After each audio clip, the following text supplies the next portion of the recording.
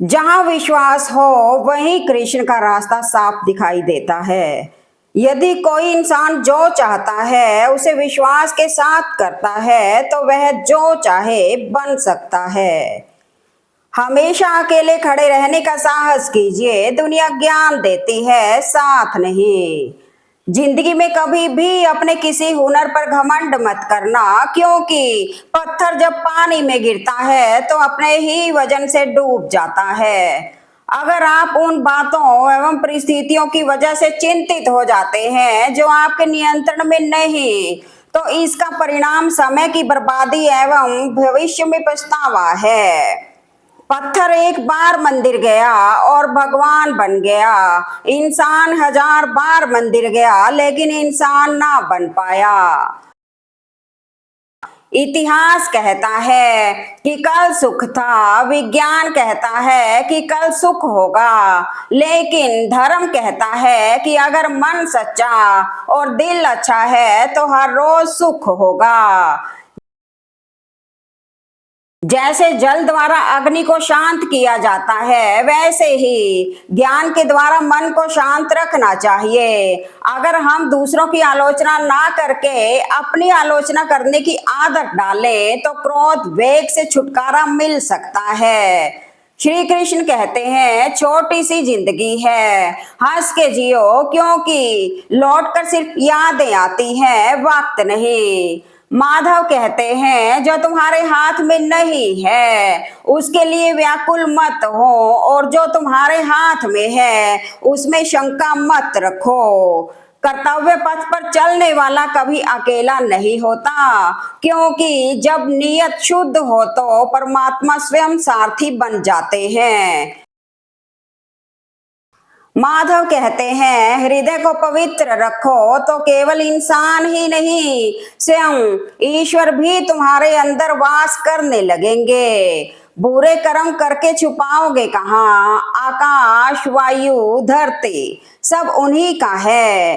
नियत अगर साफ है तो ऊपर वाला कभी झुकने नहीं देता, ना किसी की नजरों में और ना ही किसी के कदमों में। कर्म एक चक्र की तरह घूमता है, दूसरों के साथ किया गया हर व्यवहार ब्याह समेत लौट कर आता है। यह ब्रह्मांड का अटल नियम है।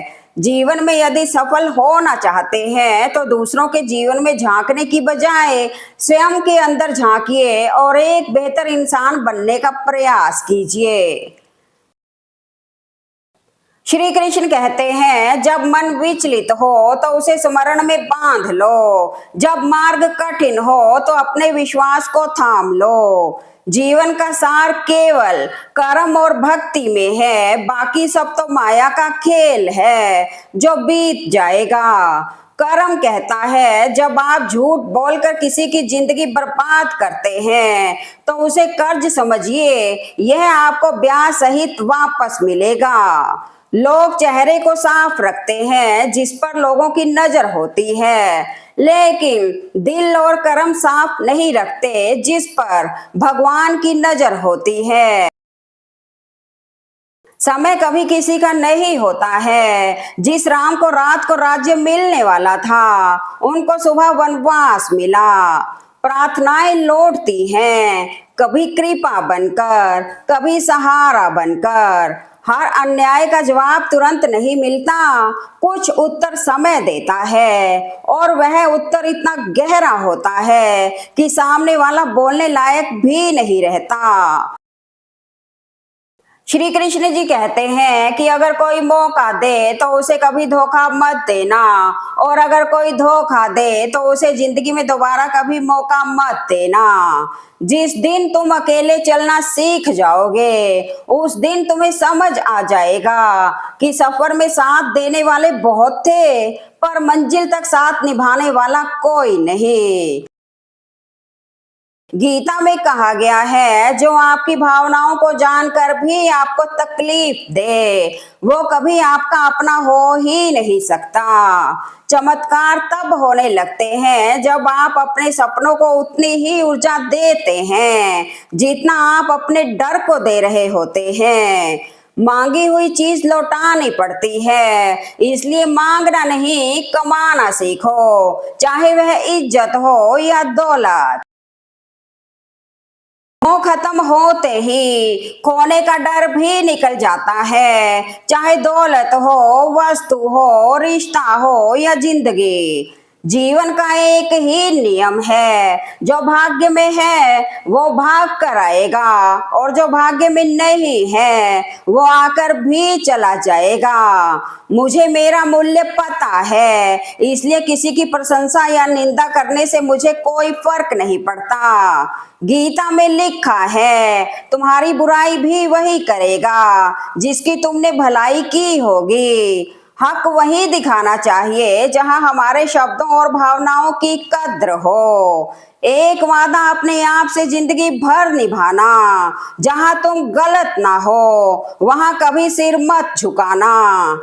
रिश्ता, दोस्ती और प्रेम उसी के साथ रखना जो आपकी हंसी के पीछे का दर्द, गुस्से के पीछे का प्यार, मौन के पीछे की खामोशी समझ सके। अनुमान गलत हो सकता है, पर अनुभव कभी गलत नहीं होता, क्योंकि अनुमान हमारे मन की कल्पना है और अनुभव हमारे जीवन की सीख है। अगर कोई रास्ता आपको डरा रहा है तो समझ लेना आगे बहुत बड़ी सफलता आपका इंतजार कर रही है। एक दिन सबको मरना है, यह हकीकत जानने के बावजूद भी लोग एक दूसरे का जीना हराम कर देते हैं। गीता में लिखा है, अपनी पीड़ा के लिए संसार को दोष मत दीजिए, अपने मन को समझाओ। तुम्हारे मन का परिवर्तन ही तुम्हारे दुखों का अंत है। विचार चाहे कितने भी उत्तम क्यों ना हो, लेकिन वह सार्थक तभी माने जाते हैं जब उनकी झलक व्यवहार में भी दिखे। कुछ लोगों को छोड़ना इसलिए भी जरूरी हो जाता है, अगर हम उन्हें ना छोड़ें तो वो हमें कहीं का भी नहीं छोड़ते। भीड़ देखकर कौरवों की तरफ खड़े हो जाना बहुत आसान है, परंतु सच का साथ देने के लिए श्री कृष्ण जैसा जिगर चाहिए। अपने पाप के फल से तो गंगा पुत्र भीष्म भी नहीं बच पाए थे, और तुम सोचते हो कि केवल गंगा नहाने से तुम्हारे पाप धुल जाएंगे। अंतिम यात्रा में शामिल होने लोग दूर दूर से पहुंच जाते हैं, लेकिन बात जीते जी सहारा देने की हो तो दूर भाग जाते हैं। दूध का धुला कोई नहीं इस दुनिया में, कर्म सबके होते हैं, किसी के छुप जाते हैं और किसी के छप जाते हैं। भरोसा तो अपनी सांसों का भी नहीं है और हम इंसानों पर करते हैं। कमजोर कोई नहीं होता, बस वक्त की बात है, बारिश सबकी आती है। क्रोध तेज हवा की तरह है, कुछ देर बाद यह ठंडा हो जाता है, लेकिन तब तक कई शाखाएं और पत्ते टूट चुके होते हैं जिन्हें दोबारा जोड़ा नहीं जा सकता। समय जब पलटता है तो सब कुछ पलट देता है, इसलिए अच्छे समय में घमंड न करें और बुरे वक्त में सब्र करना ना छोड़ें। जो चीज आपको बार बार तकलीफ दे उसे छोड़ देना ही बेहतर है, चाहे वो आदत हो या रिश्ता। अपने घरों के झगड़ों के फैसलों में कभी भी किसी दूसरे व्यक्ति को मत बुलाना। याद रहे, वो दूसरा व्यक्ति फैसला नहीं फासला करा सकता है। जिंदगी में कभी भी ये मत सोचो कि कौन कब कैसे कहां बदल गया, सिर्फ इतना देखो वह तुम्हें सिखाकर क्या गया। कौन क्या कर रहा है, कैसे कर रहा है, क्यों कर रहा है, इन सब से आप जितना दूर रहेंगे उतना खुश रहेंगे। सुख और दुख हमारे पारिवारिक सदस्य नहीं, मेहमान हैं, बारी बारी से आएंगे, कुछ दिन ठहर कर चले जाएंगे।